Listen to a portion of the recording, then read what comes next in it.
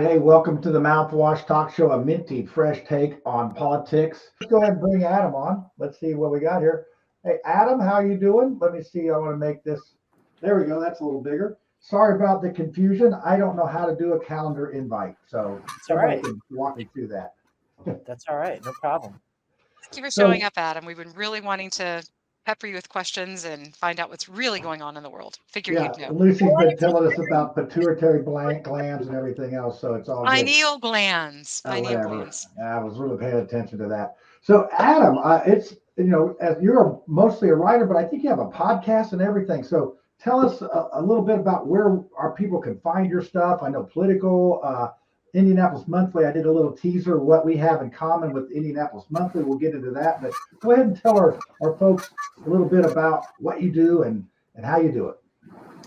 Yeah, well, I'm a national politics correspondent at Politico. You can find my byline at politico.com and Politico magazine. I'm a former contributing editor at Indianapolis Monthly magazine, where I covered politics and crime, business, sports, pretty much everything. And the founder of ImportantVille.com, the Indiana politics newsletter. Wow, that's right. And did you have a podcast in there too? I think that I saw. Not that I know of. Okay. There may be another Adam Man with a podcast. I am a regular contributor to Fox 59's In Focus, which you can watch on Sundays on Fox 59 and CBS at 8:30 and 9:30. Awesome. And we appreciate you coming on. I know I asked you a couple times with yeah, and then getting together and doing this, but we appreciate that. We wanted to talk about the media and how much it's changed. And, I think it's sort of unusual to get a writer to come on the podcast and thing. I think sometimes writers just want to stay back there. And I think they call them ghost writers for a reason, right, Tiffany? It's just. Hey, John, I think there might be a little bit of feedback and we might need to mute ourselves if we're not talking. And then also somebody has requested that we replay Mark Small so that Adam can see it. Adam, we're going to go ahead and play Mark Small here because he talks about a few items here and all that. So let's see that again. Hi, I'm Mark Small. This is Small Talk. Adam Wren is John's guest on Mouthwash, and he presents us with an interesting development in our society. Few realized in the mid-90s that the development of the internet would pretty much spell doom for local newspapers and coverage of local news. Importantville is the media site that Mr. Wren started in 2018. He endeavors to cover politics on the state and local level. If I got that wrong, I'm sure he'll correct me. He follows up on sources. He interviews people you normally wouldn't hear interviews from. And that's all very important because we've lost a lot of local coverage of the news. That takes money.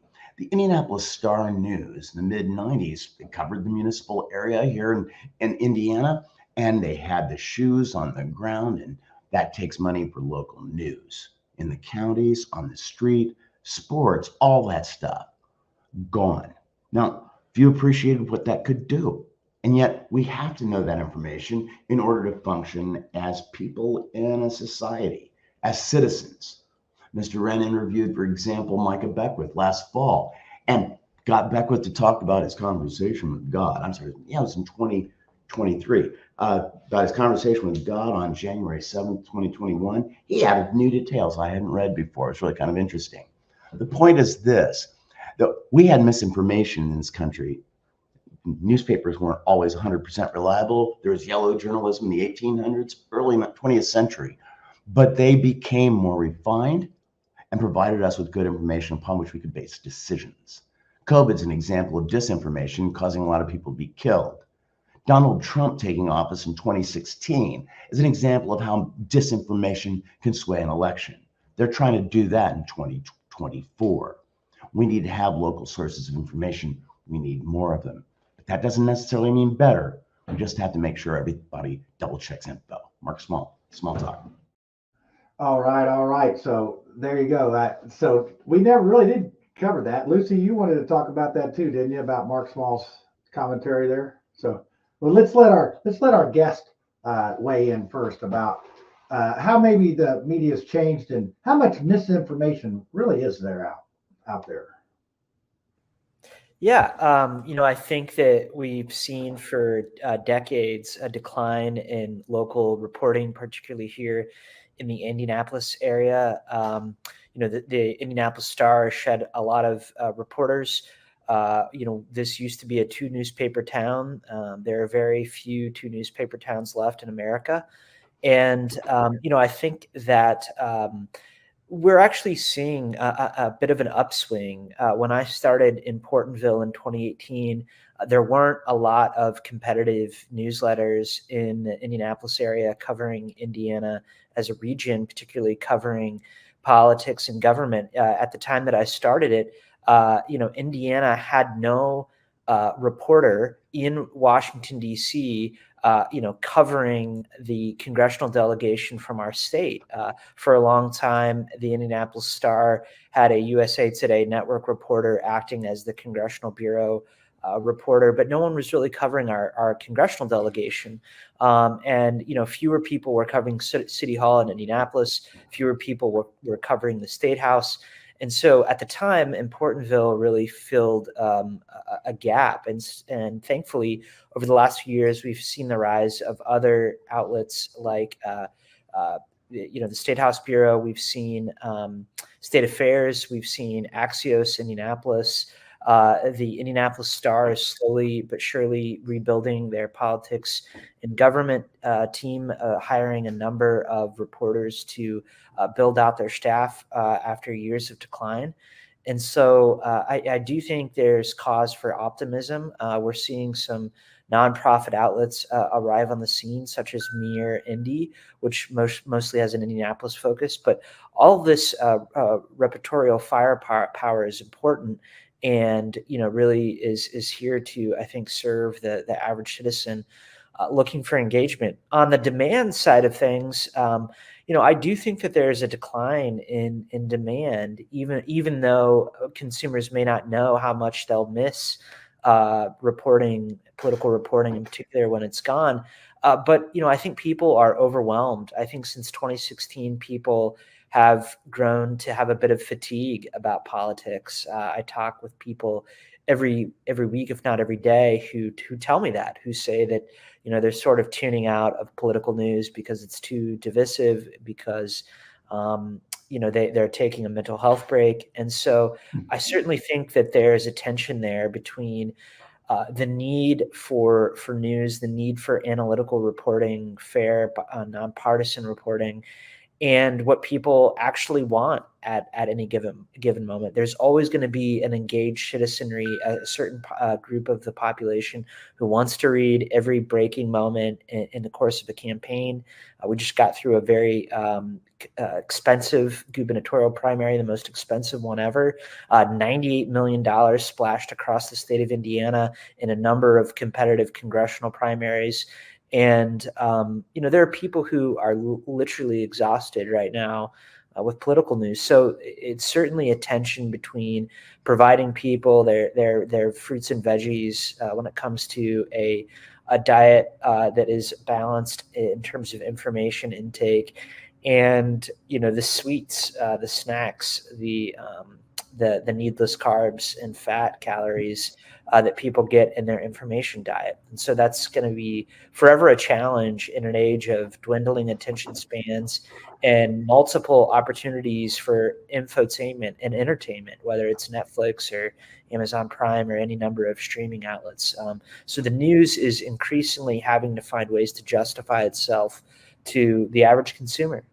Yeah. So, and I think that was probably, in the primaries, it was just the turnout was just terrible. I mean, do you think that attributes to this? People are just tired of it. And I know when we're out trying to get people involved that haven't been involved, they're sick and tired of what's going on, and they want to know how to get involved. And so we've, initiated the precinct committeemen at lower levels.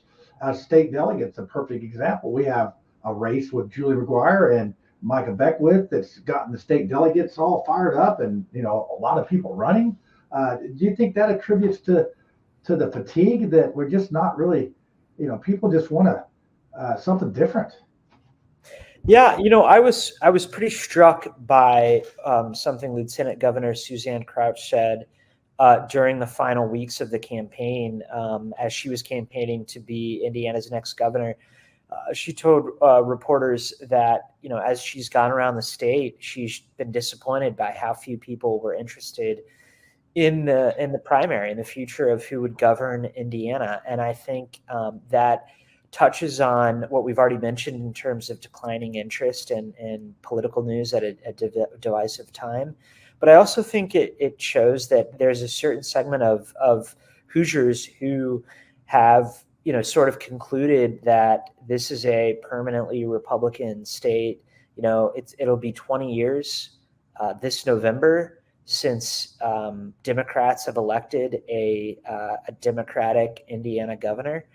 And I think on both the Republican and the Democratic side here in Indiana, there's just a sense that the person who's going to win is going to win, and there's not much need for the involvement of regular folks, and they think that the government is going to continue apace. Now, we have seen since 2020 an increased interest, I think, in libertarian candidates, third-party candidates, people like Donald Rainwater, who took a significant percentage of the vote in 2020, not as high as some people thought, and certainly not enough to change the outcome of the election, with Woody Myers, a Democrat, failing to hit 40%.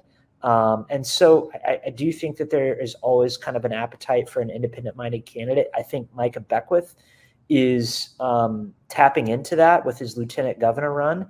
And I think he's giving a value proposition to Republican delegates at the convention, saying, look, if you were upset with Governor Eric Holcomb and the way that he handled the pandemic or any number of other issues, particularly social issues while as governor, you're going to have someone who's a checkmate and someone who is closer to the people than Governor Eric Holcomb was, or any number of establishment politicians in Indiana will be. And so I think there is an appetite for that, particularly after COVID in 2020, whether that's well-informed or misinformed.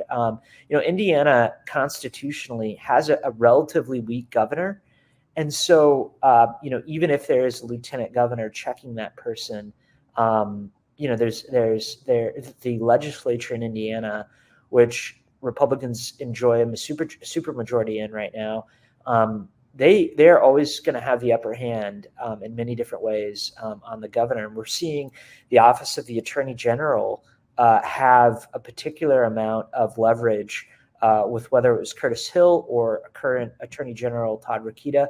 They have a lot of leverage as well in this process. And there's some discussion of whether the Indiana General Assembly is going to ultimately make that position an appointed position because you have a conflicted interest at times between the interests of the governor and that of the Attorney General. All are accountable to Indiana voters, but that's been a real conflict source over the last 8 years. And so that's something that could, happen next session as well. It's a short session. So lawmakers are, unlikely to entertain a wide variety of bills, mostly technical corrections. Typically, a lot of things get punted to an interim study committee, but that's something I can see them talking about, particularly given the tension between a Todd Rokita and an Eric Holcomb, for example. Yeah, and we do have a budget year coming up. So Lucy, the libertarians were invoked, and you've been very, very quiet up there listening, and it's very interesting to hear these thoughts about the politic, and I think it's very spot on with what's going on. So Lucy, do you have a question? Well, I of course have a question, but first I have a lecture. I know. But I did want to say, Adam, that I checked out Importantville. I'm a Substack subscriber to a couple of different folks. I went ahead and subscribed to yours. I think that people, if they don't know about Substack already, they should go there. They should check you out. And they should check out other writers, of course, too. But Substack is a really underrated website, and it's a way that we can support people that are doing the work directly. So I appreciate that you've got that there. I've skimmed a couple articles and they're awesome. Mine boils down to, since I'm the libertarian, we always have a problem with getting actual real facts that are not colored by, red or blue paint out into the world. How do you struggle with that as a writer? How do you get those first party sources as a journalist? I mean, isn't that exceptionally difficult to write without being swayed by one party or the other?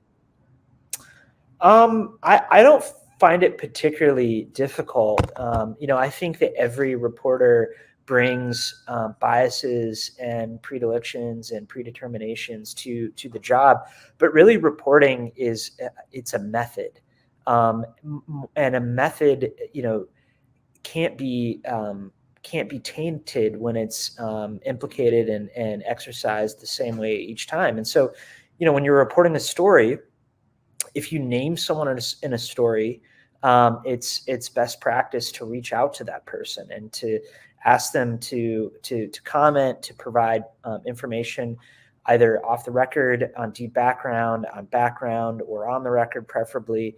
And that helps you shape your story.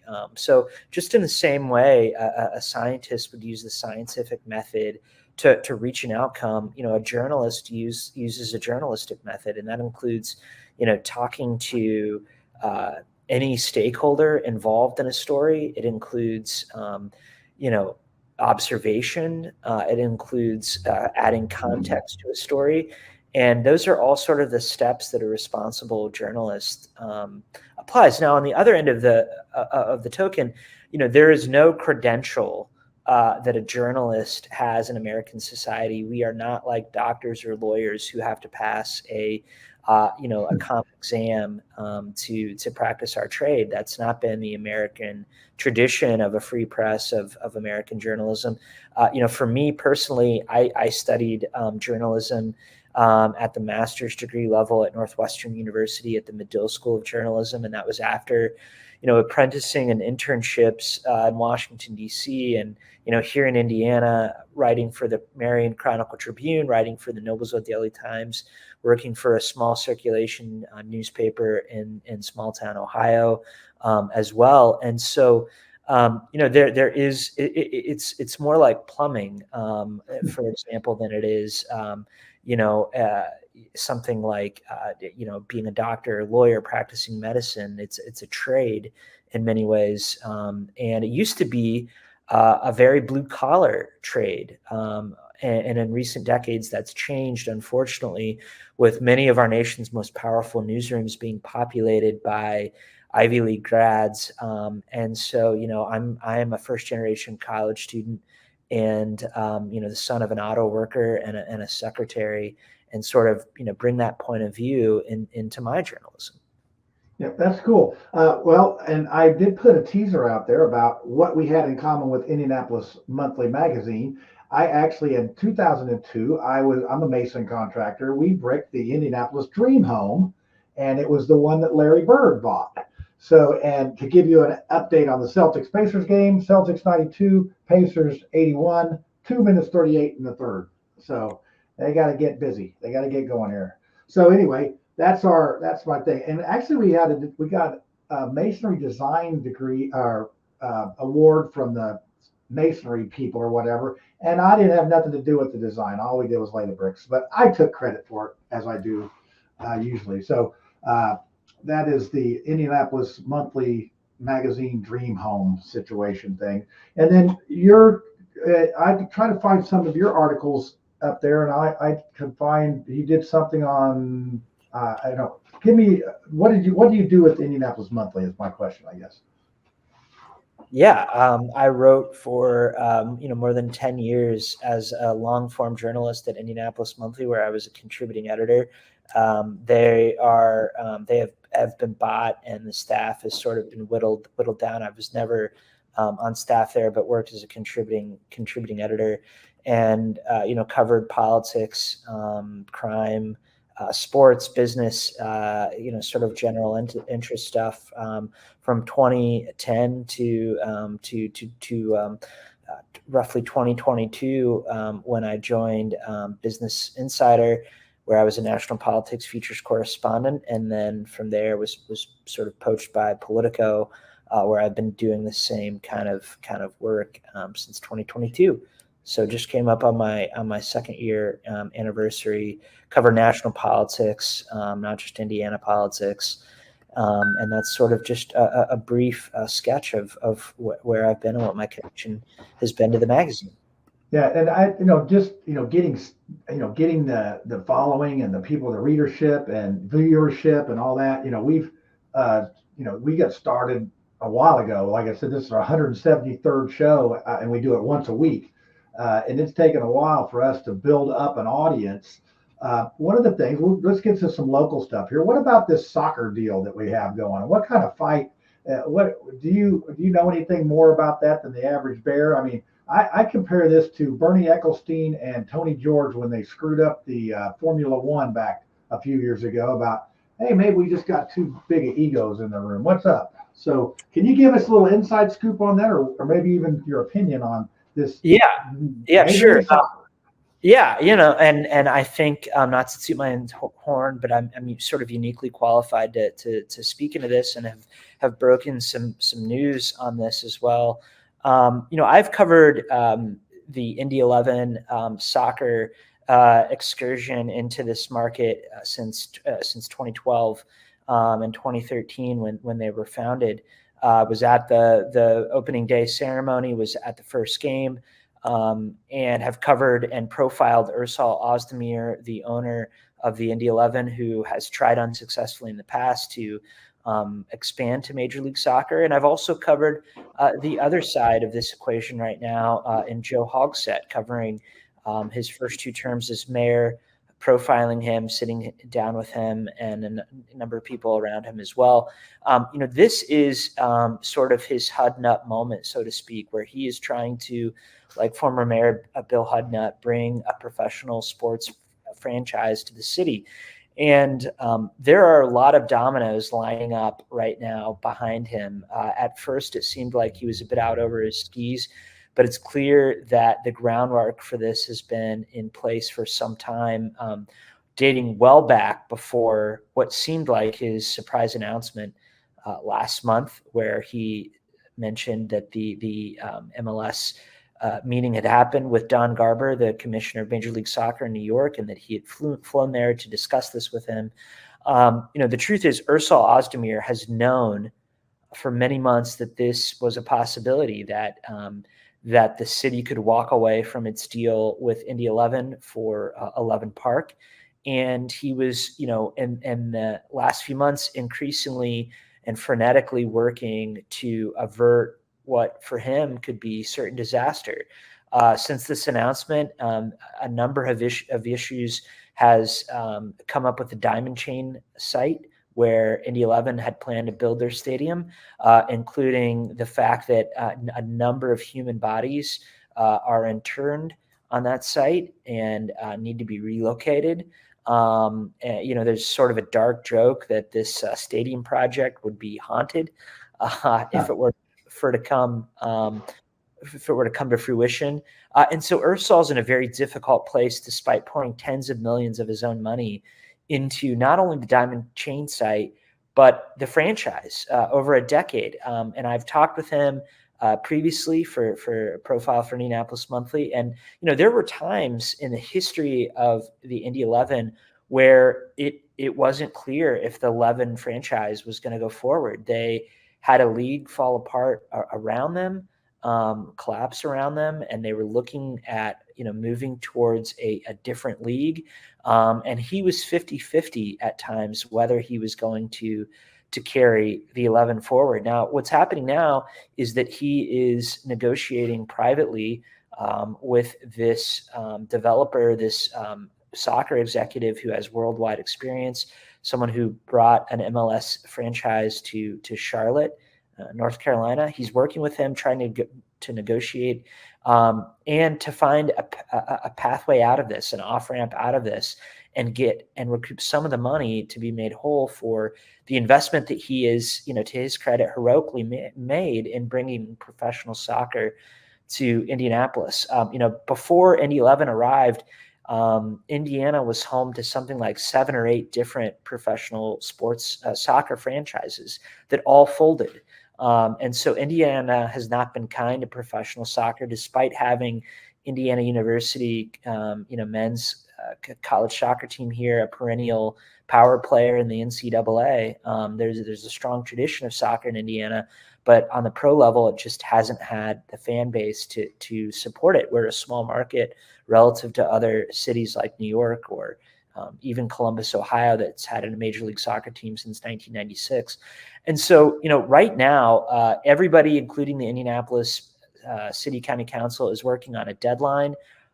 They have until this summer when the legislation sort of undergirds a professional sports district area expires. And so sort of all parties are involved here. And it's hard to say where all this ends up, but it's looking increasingly grim for Indy 11 and increasingly positive for Major League Soccer. Now, it's possible that Major League Soccer franchise, if successful, could adopt the crest and the colors of Indy 11 and the name.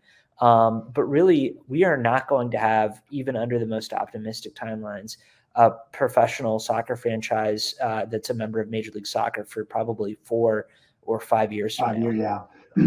I did talk to somebody at the council, and it's in committee, and right now let's put it this way: the mayor's trying to find some votes, so they're a little bit split. But you know how that goes. We have 19 Democrats and 6 Republicans. So when the mayor's talking to the Republicans, you know that he needs some votes. So because they usually could just bring anything on through there. But I guess my question is, why isn't the mayor working with Ursel to get all this done? I mean, to me, it seems like 2 people are working against each other. Yeah, I mean, this is someone in Ursel who has a lot of connections, both at the city level and at the state level. He is a significant political mega donor, you could call him. And he's worked with the city on a number of other projects before. He has any number of parking garages and mixed use developments in the Indianapolis metropolitan area and outside it, in places like Carmel, where he lives. And so, Joe Hogshead has called Ursel a friend at various times over the last few weeks in public remarks. And Ursel has been very sort of congenial to the mayor. But, this soccer deal represents a lot of odd bedfellows. The mayor's former deputy chief mayor, former chief of staff, Thomas Cook, is working as essentially a lawyer for Ursel on this deal. And so he's in some ways at odds with the mayor. And then on the other side, you have Kyle Hupfer, the former Republican Party chairman and former campaign chairman for Brad Chambers, who is working for Ursel as well. And so, this is not a traditional party line issue. You've got a lot of weird sort of alliances entangled here, a lot of money tied up. And so it's hard to see where all this goes. So one more question. I hate to hog the questions here, I remember when Jim Hurst of Hurst Beans, when the stadium came in, and my father-in-law had a building right next to his, and he was one of the first ones to sell his building. But Jim Hurst held out and made it look like the city was stealing his land, and he got the public all in an uproar, and he ended up getting a heck of a deal out of them. He ended up getting a new building and ended up keeping the bean place. So do you think that Ursul's really leveraging the public? Because I think there's some Indy 11 fans that just feel like this is wrong, that the mayor's running over this poor guy. Do you think he's missing an opportunity to maybe use the leverage of the public?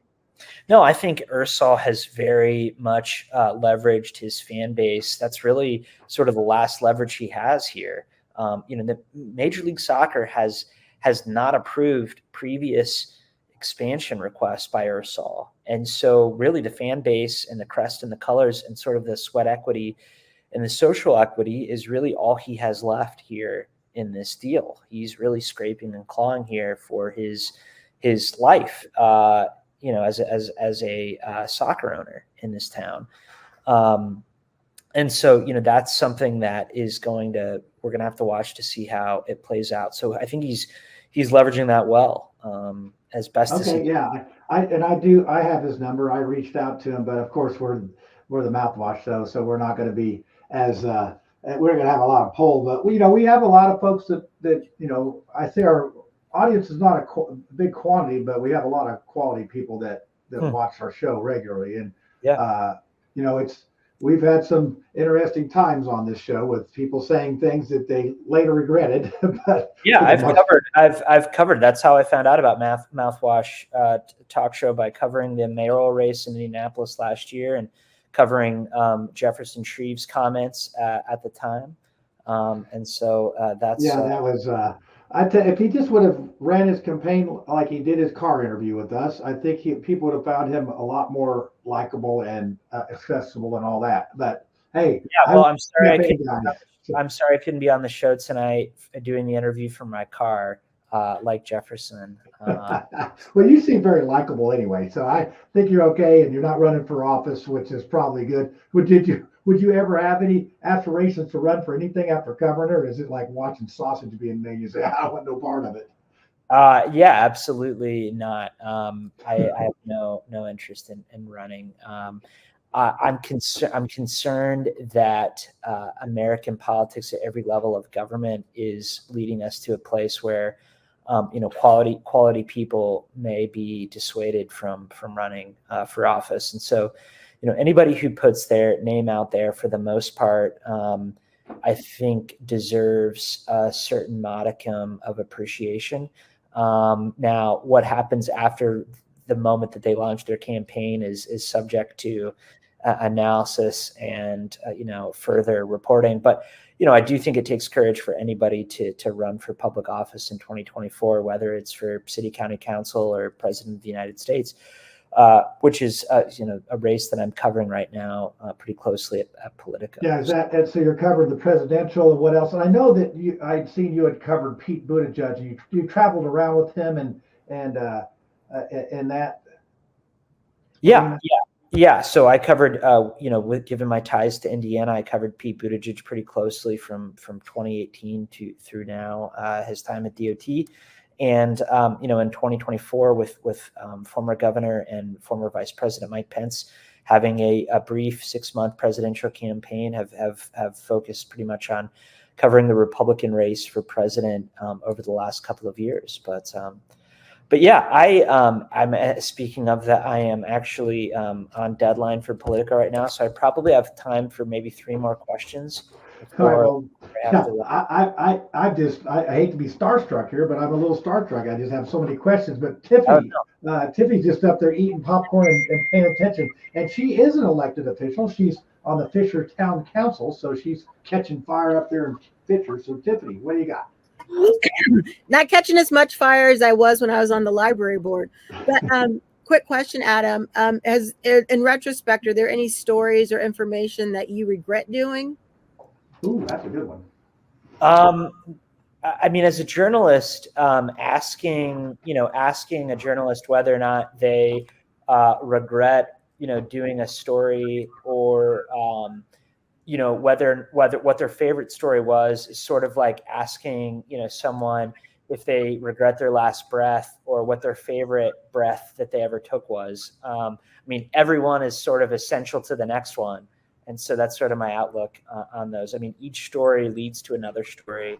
And as long as you're writing stories, that's sort of the best place to be in. More stories create more sources, and more sources create more stories. And so it's important to be filing at a regular clip. That's why we like to cross-pollinate. I call it promote each other. Tiffany, at least he didn't say mouthwash was the regret. So that we got that going for us. So Brad, you've patiently waited up there, and I'm certain you have some sort of question that just go ahead. I do. All right. So, hey, Adam, thank you for that. Are any of President Trump's court cases politically motivated in your findings? My job, sort of as a reporter, is to cover the proceedings from sort of an analytical perspective, and to ask questions about how the American public and how, the bases of each party are perceiving the cases. So, for instance, I've been at the Supreme Court, within the last few weeks, as the Supreme Court had oral arguments over whether or not President Donald Trump, former President Donald Trump, had any expectation of immunity in the January 6th case. And I've also been in Manhattan for former President Donald Trump's Manhattan hush money trial. And so I've had a chance to cover both of those, and we'll continue to be writing about both of those cases, I expect, for a certain time to come. As I look at polling as a journalist, as I talk with members of both parties, there is sort of the perception that this particular case in Manhattan is, of all of the cases that he faces, the one that seems to have sort of the most political, motivation behind it.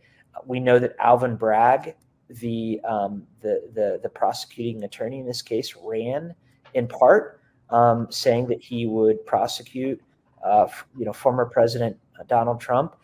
He is using sort of a novel legal theory in this case and testing it out with jurors.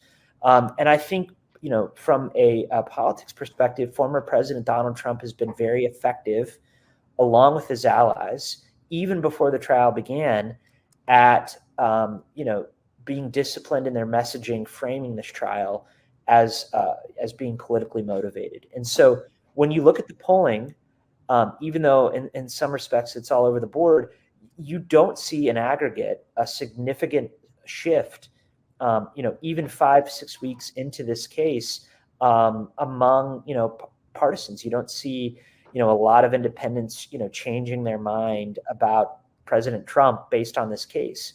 And so some partisans could make the argument, to your point, that this is politically motivated, and we're not seeing it shake out one way or the other in the polls.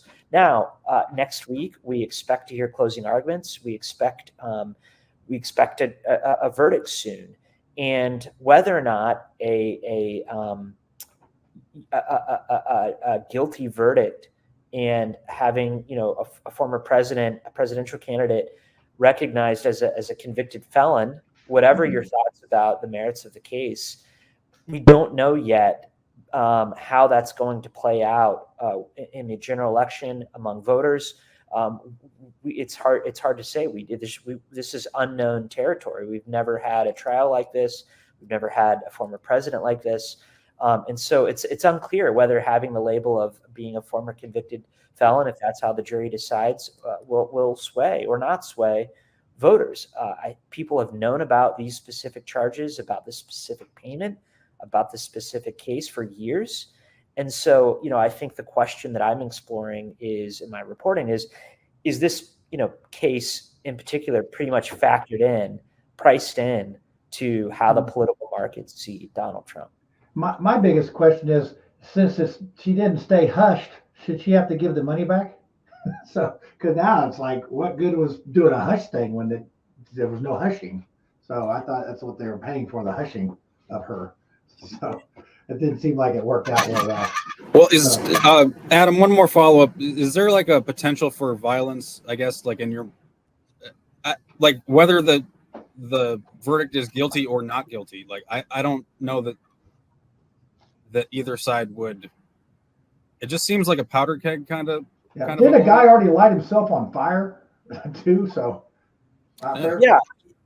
I was at the trial in Manhattan on the first day, and honestly, one of the big storylines of this trial has been how little it has been a powder keg, particularly outside of the Manhattan court. I expected to go into an army of counter protesters and protesters on the first day of the trial.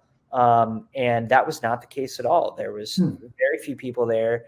I talked to a number of them. It was very peaceable, very subdued, actually, sort of shocking. And so I think that gets to the larger point, what I was speaking about earlier, where there's sort of just a disconnection from cases like this. And so, I don't think, in the age of January 6th, you always have to be on the lookout for potential political violence. I think it's sad to say, but I think that's fair. But I just don't see that in this particular case at this particular time. Now, anything could happen. We'll be watching to see how any verdict is received.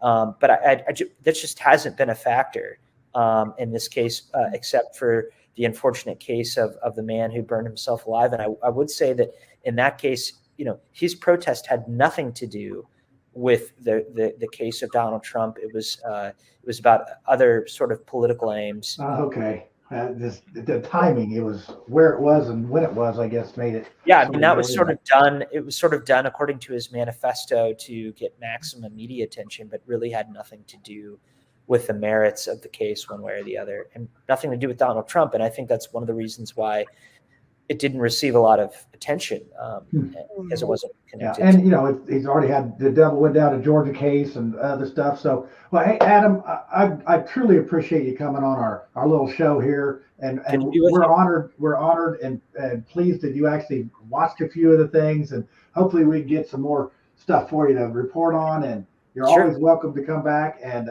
we'll put in if you put in your connections there in the chat, then people can go read your stuff, and hopefully we'll get you at least 3 or 4 more subscribers. I mean, so we have a very, very robust audience here, and they are political junkies. They have to be to watch this show. Well, so, happy to do it. Happy to join. Forgive me for my tardiness. I have a 3-year-old and a 5-year-old, and bedtime can be a perilous endeavor. And so balancing that and reporting is a difficult. Well, yeah, this is you're doing your job after your job. This is pretty much our fun. I mean, I always say, raise your hand if you're getting paid on this program. Yeah, they're not. They don't think that's funny anymore, Adam. It used to be funny, but now it's not. But so we just do it to do it, and I think there is a void for local politics and for people to have their opinions. So our live chat, you can ask, you can put everything in there. If you get really, really bored, you can go back and answer a couple of these things, and maybe you'll get a couple more fans. But Adam, we appreciate you coming on, and good luck with everything. And I'll definitely be following more. I mean, I follow you on Twitter, and I look at your stuff, and sometimes it really helps me figure a couple things out. So we thank you, and take care of those little youngins, and hopefully we'll have a country left for them to grow up in. I hope so too. Thank you so much. All right, I'll see you. Yeah.